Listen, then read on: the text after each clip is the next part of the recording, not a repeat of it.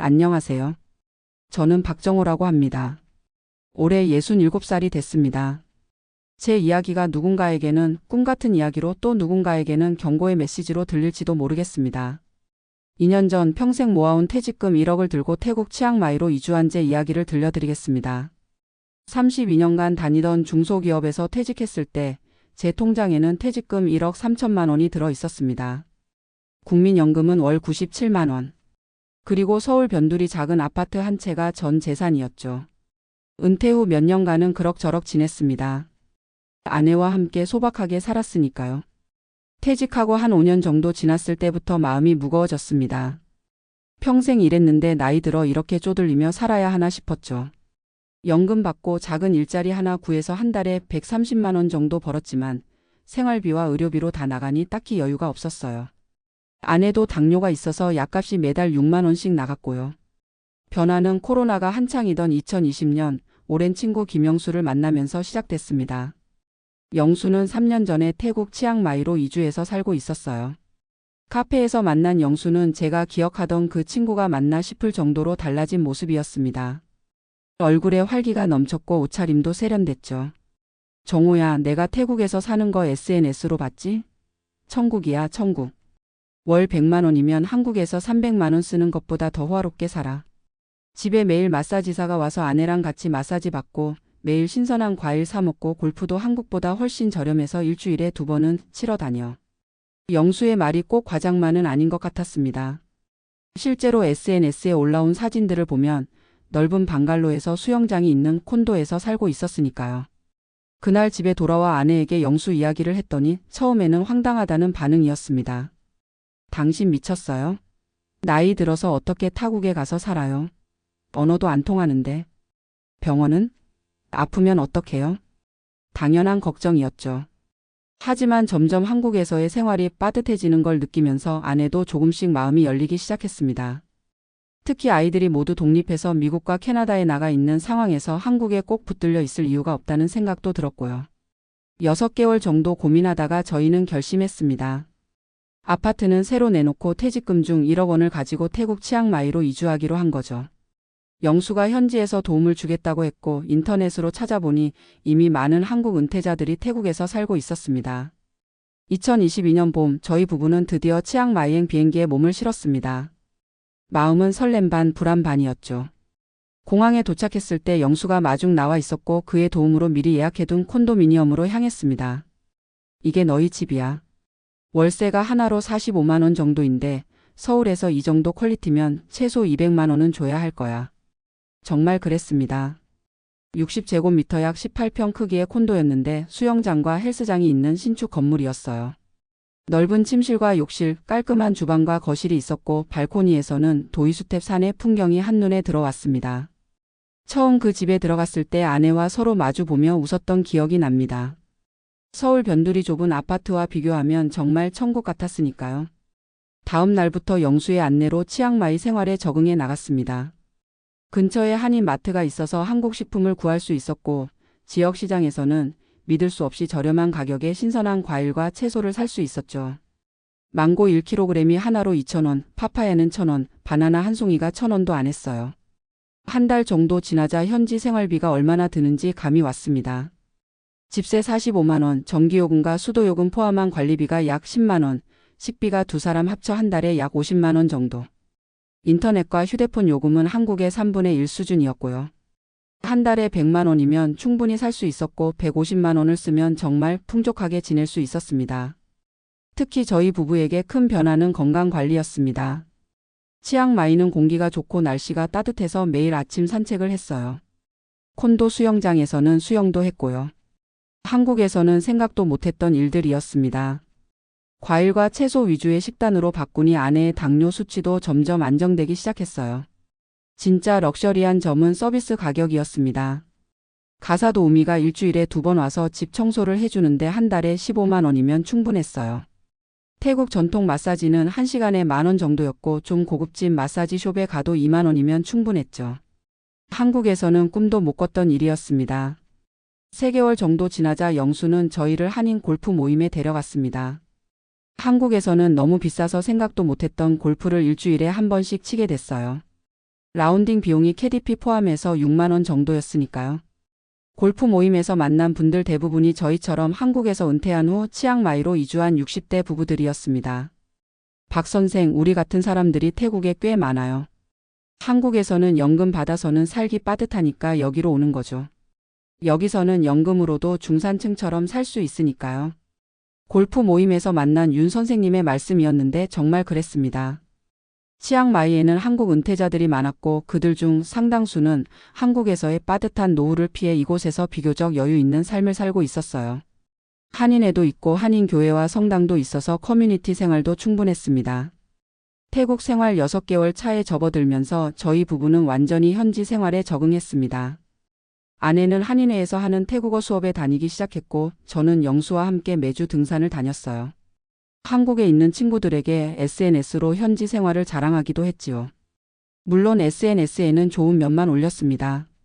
고생스러운 부분은 올리지 않았으니까요. 하지만 그때는 정말 천국에 온 것 같은 기분이었어요. 문제는 1년이 지나면서 조금씩 나타나기 시작했습니다. 먼저 비자 문제가 있었어요. 태국의 은퇴 비자를 받으려면 태국 은행에 80만 바트 약 3천만 원을 예치해야 했고 매년 갱신이 필요했습니다. 그리고 3개월마다 이민국에 출석해야 했죠. 이런 행정적인 문제들이 점점 번거롭게 느껴지기 시작했어요. 두 번째는 의료 문제였습니다. 처음에는 건강했지만 제가 갑자기 허리 디스크가 심해져서 병원에 가야 했어요. 다행히 치앙마이에는 괜찮은 국제병원들이 있어서 치료는 받을 수 있었습니다. 하지만 한국의 건강보험처럼 저렴하지는 않았어요. MRI 검사 한 번에 100만 원 가까이 들었고 통역이 필요해서 추가 비용도 발생했습니다. 이런 의료비는 생각보다 부담이 컸어요. 세 번째는 심리적인 문제였습니다. 처음에는 모든 것이 신기하고 즐거웠지만 시간이 지나면서 고향에 대한 그리움이 점점 커졌어요. 특히 추석이나 설날 같은 명절이 되면 더 그랬습니다. 비록 한인 커뮤니티가 있었지만 오랜 친구들과 가족들이 있는 한국이 그리워지기 시작했어요. 한국에 있는 손주들 얼굴도 보고 싶었고요. 또한 예상치 못한 비용도 있었습니다. 콘도 계약이 1년으로 만료되면서 집세가 10% 올랐고 한 번씩 한국에 다녀오는 비행기 값도 만만치 않았어요. 1억 원이면 충분할 줄 알았는데 생각보다 돈이 빠르게 줄어들었습니다. 체류 18개월 차에 변화가 생겼습니다. 아내가 심하게 아프기 시작한 거예요. 처음에는 단순한 감기인 줄 알았는데 점점 상태가 나빠져서 결국 국제병원에 입원하게 됐습니다. 의사 소견은 폐렴이었고 입원 치료가 필요했어요. 일주일간 입원했는데 비용이 300만 원 넘게 나왔습니다.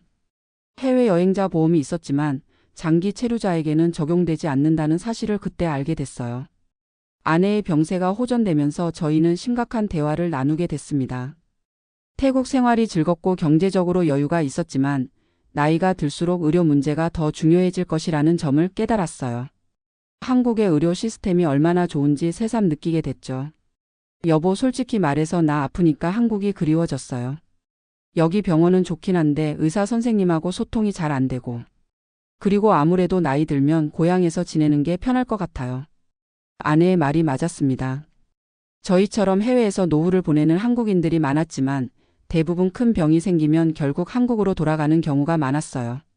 한국의 의료 시스템과 건강보험이 얼마나 좋은지는 나가봐야 알게 되더군요. 게다가 경제적으로도 예상과 달리 빠듯해지고 있었습니다. 1년 반 동안 준비해간 1억 중 이미 3천만 원 정도를 써버린 상태였어요. 물가가 저렴하다고는 하지만 외국인으로서 추가되는 비용들이 있었고 한 번씩 사치를 부리다 보니 생각보다 지출이 많았습니다. 이대로 가다가는 5년 안에 저축한 돈을 다 써버릴 것 같았어요. 또 하나의 문제는 소통이었습니다. 영어를 잘하지 못하는 저희는 기본적인 생활에는 문제가 없었지만 깊은 대화를 나누거나 감정을 표현하는 데는 한계가 있었어요. 가끔은 그냥 한국어로 편하게 대화할 수 있는 환경이 그리웠습니다. 결국 2년 차에 접어들면서 저희는 한국으로 돌아가기로 결정했습니다. 여러 장단점을 따져봤을 때 노후에는 익숙한 환경과 의료 시스템이 더 중요하다는 결론에 이르렀어요. 치앙마이에서의 삶이 화려하고 풍요로웠지만 그것만으로는 충분하지 않았습니다. 한국으로 돌아온 후 서울 외곽의 작은 아파트를 월세로 구했습니다. 다행히 기존에 세를 놓았던 저희 아파트는 팔지 않았기 때문에 보증금을 돌려받을 수 있었어요.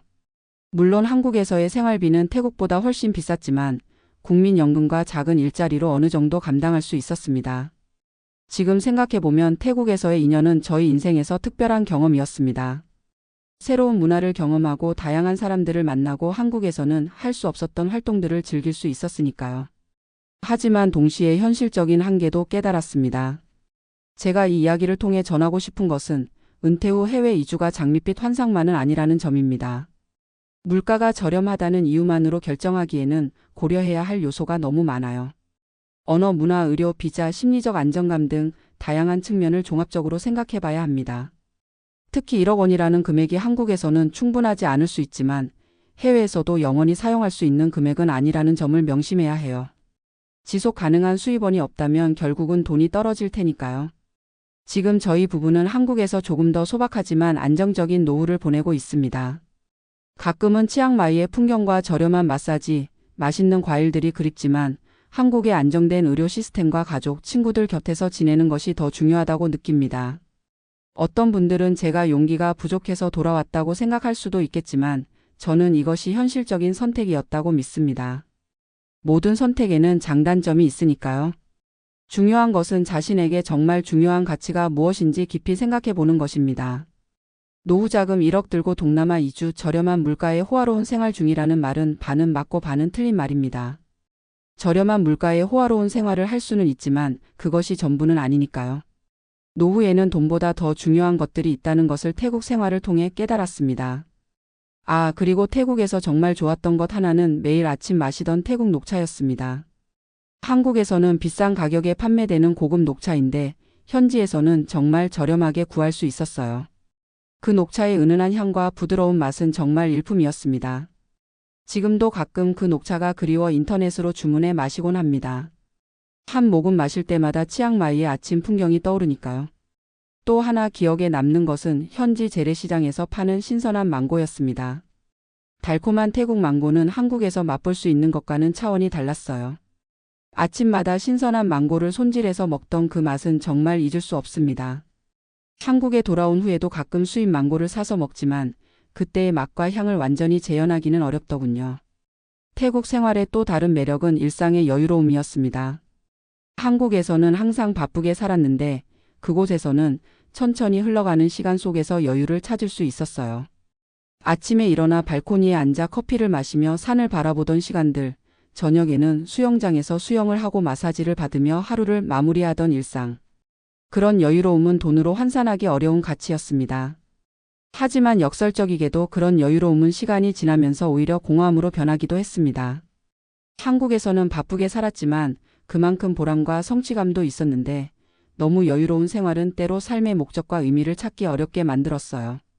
특히 저 같은 경우 평생 일하며 살아온 사람이라 갑자기 아무것도 하지 않고 지내는 것이 오히려 스트레스가 되기도 했습니다. 또 한 가지 배운 점은 언어의 중요성입니다. 저희는 영어와 태국어를 거의 할 줄 몰랐기 때문에 현지인들과 깊은 교류를 하기 어려웠어요. 한인 커뮤니티가 있었지만 그것만으로는 한계가 있었습니다. 젊었을 때부터 외국어 공부를 열심히 했더라면 훨씬 더 풍부한 경험을 할 수 있었을 텐데요. 언어는 단순한 의사소통 도구가 아니라 그 나라의 문화와 사람들을 이해하는 창이라는 것을 깨달았습니다. 돌이켜보면 태국으로의 이주는 실패했다기보다는 새로운 경험이었다고 생각합니다. 그곳에서의 생활을 통해 많은 것을 배웠고 인생의 다양한 가능성을 경험했으니까요. 모든 선택에는 대가가 따르고 그것을 받아들이는 것도 인생의 지혜라고 생각합니다. 이제 저는 한국에서 소소한 일상을 즐기며 살고 있습니다. 아내와 함께 가끔 동네 공원을 산책하고 손주들이 방학 때 놀러 오면 함께 시간을 보내죠. 비록 태국에서처럼 매일 마사지를 받거나 골프를 치지는 못하지만 익숙한 환경에서 오는 안정감과 가족들과 함께하는 소중한 시간이 있습니다. 노후에 정말 중요한 것은 무엇일까요? 저는 그것이 편안함이라고 생각합니다. 물질적인 풍요로움도 중요하지만 심리적, 정서적 안정감이 더 중요하다는 것을 깨달았어요. 그리고 그 편안함은 각자에게 다른 모습으로 찾아옵니다. 어떤 사람에게는 해외에서의 새로운 삶이 편안할 수 있고 또 어떤 사람에게는 익숙한 고향에서의 생활이 더 맞을 수 있어요. 제 경험이 은퇴를 앞두신 분들께 조금이나마 도움이 되길 바랍니다. 해외 이주를 꿈꾸신다면 충분한 정보 수집과 준비, 그리고 단기 체류 경험을 통해 실제 생활을 미리 경험해 보는 것이 중요합니다. 그리고 무엇보다 자신에게 정말 중요한 가치가 무엇인지 깊이 생각해 보시길 권합니다. 인생의 황혼기 누구나 행복하고 의미 있는 시간을 보내길 원합니다. 그 방법은 사람마다 다를 수 있지만 진정한 행복은 외부 환경보다는 내면의 평화와 만족에서 온다는 것을 기억하시면 좋겠습니다. 제가 태국에서 배운 가장 중요한 교훈은 감사함입니다. 한국의 의료 시스템, 깨끗한 환경, 안전한 사회. 우리가 당연하게 여기던 것들이 얼마나 소중한지 해외에 나가보니 더 잘 알게 됐어요. 어떤 선택을 하든 그 순간순간을 감사히 여기고 최선을 다해 살아가는 것. 그것이 진정한 노후의 지혜가 아닐까 생각합니다. 태국 시절 매일 아침 저희 부부는 치앙마이 현지 시장에서 산 망고로 하루를 시작했습니다. 한국에서는 개당 5,000원이 넘는 고급 망고를 현지에서는 1kg에 2,000원 정도에 살 수 있었어요. 달콤한 향과 부드러운 식감의 신선한 망고는 그야말로 천국의 맛이었죠. 한 조각을 베어 물면 입안 가득 퍼지는 과즙과 향. 지금도 그 맛을 잊을 수 없네요. 망고 과즙이 손가락에까지 흘러내릴 정도로 달콤했습니다. 한국에서는 상상도 못할 호사였죠. 저녁에는 가끔 태국 전통 코코넛 카레를 즐겼습니다. 한국에서 비싼 가격에 맛볼 수 있는 정통 태국 카레를 현지에서는 한 그릇에 3,000원 정도면 먹을 수 있었어요. 진한 코코넛 향과 은은한 향신료, 그리고 매콤달콤한 풍미가 조화를 이룬 카레는 제 입맛에 딱 맞았습니다. 특히 태국 북부 치앙마이 지역 특유의 카레는 코코넛 밀크의 풍미가 더욱 진하게 느껴져서 자주 찾게 되더군요. 간혹 한국 음식이 그리울 때는 한인 마트에서 재료를 사와 아내가 김치찌개를 끓이곤 했습니다. 한국 식재료는 비싼 편이었지만 고향의 맛을 그리워할 때면 아깝다는 생각이 들지 않았어요. 김치찌개 냄새가 콘도에 퍼지면 이웃 태국인들이 가끔 무슨 냄새냐고 물어보기도 했죠. 태국에서의 또 다른 즐거움은 저렴한 가격에 즐길 수 있는 다양한 액티비티였습니다. 코끼리 공원 방문, 정글 트레킹, 쿠킹 클래스 등 관광객들이 비싼 돈을 주고 체험하는 활동들을 현지인 가격으로 즐길 수 있었으니까요. 특히 기억에 남는 것은 아내의 67세 생일이었습니다. 평소 같았으면 한국에서 조촐하게 지났을 텐데 태국에서는 호텔 수영장이 있는 레스토랑에서 멋진 디너를 즐겼어요. 촛불이 켜진 케이크와 화려한 꽃다발 그리고 라이브 음악까지. 한국에서는 엄두도 못 낼 호화로운 파티였지만 태국에서는 10만 원도 안 되는 금액으로 가능했습니다. 하지만 이런 호화로움 뒤에는 현실적인 문제들이 숨어 있었어요. 특히 건강과 관련된 부분이 가장 큰 걱정거리였습니다. 아내가 갑자기 고열로 쓰러졌을 때 저는 정말 당황했어요. 다행히 국제병원이 가까이 있어서 바로 진료를 받을 수 있었지만 의사와의 소통이 원활하지 않아 불안했습니다. 게다가 응급실 이용료만 해도 한국의 몇 배에 달했어요. 또한 시간이 지날수록 정서적인 부분도 점점 중요해졌습니다. 명절이나 특별한 날에는 가족들이 더욱 그리웠어요. 화상통화로 손주들 얼굴을 볼 수는 있었지만 직접 안아주고 함께 시간을 보내는 것과는 다르니까요. 특히 어머니가 돌아가셨을 때 급히 한국으로 돌아가야 했는데 그때 느낀 거리의 장벽은 정말 크게 다가왔습니다. 치앙마이에서의 생활이 경제적으로 여유로웠던 것은 사실이지만 그것만으로는 행복한 노후를 보장할 수 없다는 것을 깨달았어요. 돈으로 해결할 수 없는 문제들이 많았고 특히 나이가 들수록 그런 부분들이 더 중요해졌습니다. 한국으로 돌아온 후 처음에는 태국의 여유로운 생활이 많이 그리웠어요. 좁아진 생활 공간과 높아진 물가에 적응하기가 쉽지 않았습니다. 하지만 시간이 지나면서 한국 생활의 장점들을 다시 발견하게 됐어요. 편리한 대중교통, 발달된 의료 시스템, 그리고 무엇보다 언어 소통의 편안함은 돈으로 환산할 수 없는 가치였습니다. 지금은 서울 근교의 작은 아파트에서 아내와 함께 소박하지만 안정된 노후를 보내고 있습니다. 가끔은 치앙마이의 따뜻한 날씨와 풍요로운 자연이 그립지만 익숙한 환경에서 오는 안정감이 더 중요하다고 느낍니다. 지하철로 30분만 가면 아이들과 손주들을 만날 수 있고 오랜 친구들과도 자주 만나 소소한 일상을 나눌 수 있으니까요. 한 가지 확실한 것은 은퇴 후의 삶은 단순히 경제적인 문제만이 아니라는 점입니다. 물론 돈은 중요합니다. 하지만 그것만으로는 충분하지 않아요. 건강, 가족, 친구, 소속감, 의미 있는 활동. 이런 것들이 함께 어우러질 때 진정한 행복한 노후가 가능하다고 생각합니다. 제 이야기가 은퇴를 준비하시는 분들께 조금이나마 도움이 되길 바랍니다. 해외 이주가 나쁜 선택은 아니지만 장밋빛 환상만 가지고 결정하기에는 너무나 많은 현실적인 문제들이 있다는 것을 알아주셨으면 합니다. 충분한 준비와 정보 수집, 그리고 무엇보다 자신에게 정말 중요한 가치가 무엇인지 성찰해보는 시간이 필요합니다. 인생의 마지막 장을 어디서 어떻게 써 내려갈지는 각자의 선택입니다. 그 선택에 후회가 없기를, 그리고 모든 분들의 노후가 행복하고 의미 있게 채워지기를 진심으로 바랍니다. 태국에서 돌아온 지금 가끔 그곳에서의 추억을 떠올리며 웃곤 합니다. 어쩌면 그 인연의 경험은 저희 인생의 특별한 선물이 아니었을까 싶어요. 인생은 결국 선택의 연속입니다. 그 선택들 속에서 배우고 성장하며 때로는 실패도 하면서 자신만의 이야기를 만들어가는 것. 그것이 우리 모두의 여정이 아닐까 생각합니다. 이제 저는 한국에서의 소박한 일상에 감사하며 하루하루를 보내고 있습니다. 비록 태국에서처럼 매일 망고를 먹거나 마사지를 받지는 못하지만 가족과 함께하는 시간, 오랜 친구들과의 만남, 그리고 익숙한 문화와 언어가 주는 편안함 속에서 행복을 찾고 있어요. 여러분의 노후도 행복하고 의미 있기를 진심으로 기원합니다. 감사합니다.